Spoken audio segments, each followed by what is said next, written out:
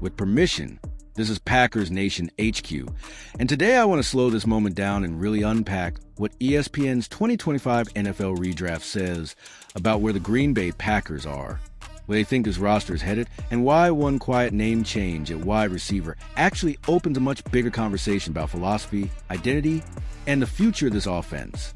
Before we dive into the tape, the numbers, and the history that always matters in Green Bay, take a second to subscribe to the channel if you haven't already. Drop a like if this kind of deep Packers analysis is what you're here for, and leave a comment below to keep the Packers Nation HQ community strong and loud. Because this franchise has never belonged to analysts or front offices alone. It belongs to the people who care enough to debate it. From my perspective, ESPN's redraft isn't really about Matthew Golden versus Jameer Dyke on the surface. It's about priorities. In the real world, the Packers used a 54th overall pick on offensive tackle Anthony Belton, betting on long-term offensive line stability.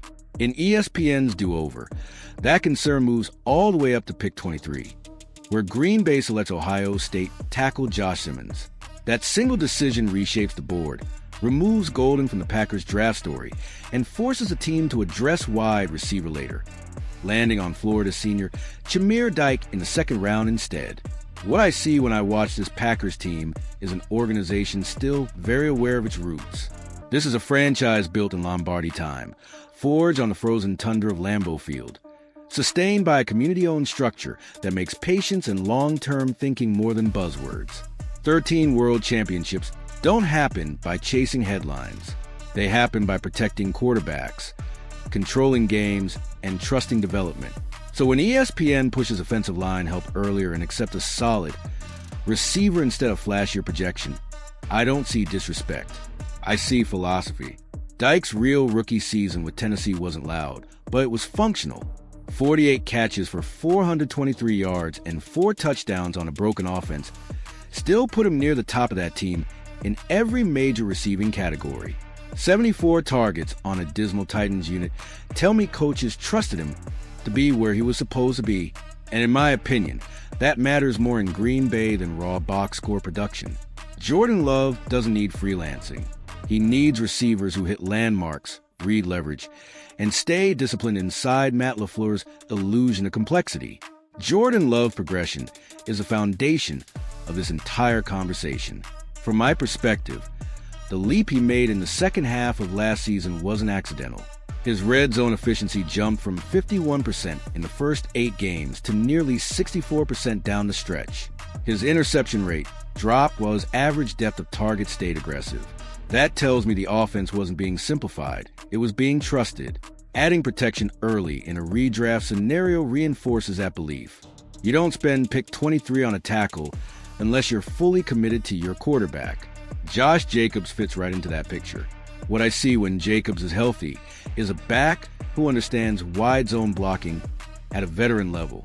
He presses the edge, forces linebackers to declare, and gives Love clean play-action looks. The Packers were top 10 in play-action EPA over the final 6 weeks of the season, and that's not a coincidence. It's a marriage of line play, backfield vision, and quarterback timing. A receiver like Dyke, who can function from the slot and threaten vertically without demanding manufactured touches, complements that structure. Jayden Reed versatility is the wild card here. Reed isn't just a receiver, he's a chess piece. Jet motion, option routes, backfield alignments.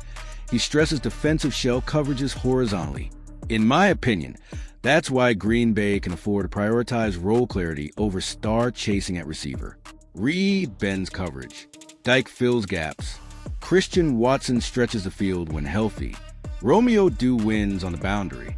This isn't about one guy being the receiver. It's about a room that functions as a system. Historically, the Packers have thrived when they trusted that approach. Greg Jennings, Jordy Nelson, Randall Cobb, Devontae Adams, none of them entered the league as finished products. They grew inside structure. That's the Bart Starr blueprint. That's the Brett Favre era lesson. That's what Reggie White talked about when he described Green Bay as a place where everyone knew their role and did it with pride. One anonymous NFC North scout put it this way to me, and I think it captures the moment perfectly. Green Bay doesn't draft to win April. They draft to win December. Dyke fits that mindset. He's not flashy, but he's reliable, and reliable beats talented but lost every time in that offense. And reliability shows up loudest on special teams, where the Packers have quietly struggled for years. Dyke's return production jumps off the page. 62 kick returns for over 1,500 yards, 23 punt returns, 2 touchdowns. First-team All-Pro recognition as a returner. That's not filler. That's hidden yardage. From my perspective, that alone could swing a game at Soldier Field or in Detroit, where field position decides outcomes more often than highlight catches. A Packers shareholder since the 1960s told me, "I've seen this team in a lot of ways, but it always starts with fundamentals. Good blocking, smart returns, disciplined receivers. That's Packers football. Always has been." That voice matters, because this franchise is literally owned by that mindset. Matthew Golden's story isn't over. ESPN still places him higher in the redraft, landing him with Arizona at pick 47. His postseason numbers were encouraging and his ceiling is real. In my opinion, Golden's trajectory depends on patience. The production gap between him and Dyke wasn't what you'd expect given draft position, and that's a reminder that development isn't linear. Green Bay knows that better than anyone. Matt LaFleur's offense thrives when defenses hesitate. The illusion of complexity works because every piece executes with precision. Misassignments break it. That's why protection matters. That's why route discipline matters. That's why a receiver who can be trusted on third down and a returner who flips the field quietly carry more weight than fantasy projections. Hall of Fame analyst Pat McPherson summed it up best when he said, "The Packers don't chase stars. They build constellations. Every piece matters, and when it clicks, it's beautiful." From my perspective, that's exactly what this redraft illustrates. As we look ahead, the future feels stable. Love is ascending. Jacobs anchors the run game. Reed continues to expand his role. The offensive line remains a priority. And Lambeau Field remains what has always been a place where preparation meets opportunity. The Lambeau leap isn't about individual glory. It's about shared success. Rivalries will test this group. Chicago will always want to knock Green Bay off its perch. Detroit is no longer rebuilding, but history matters. 13 championships matter. The Frozen Tundra remembers who plays the long game. And from where I sit, this redraft doesn't change the Packers' identity. It confirms it.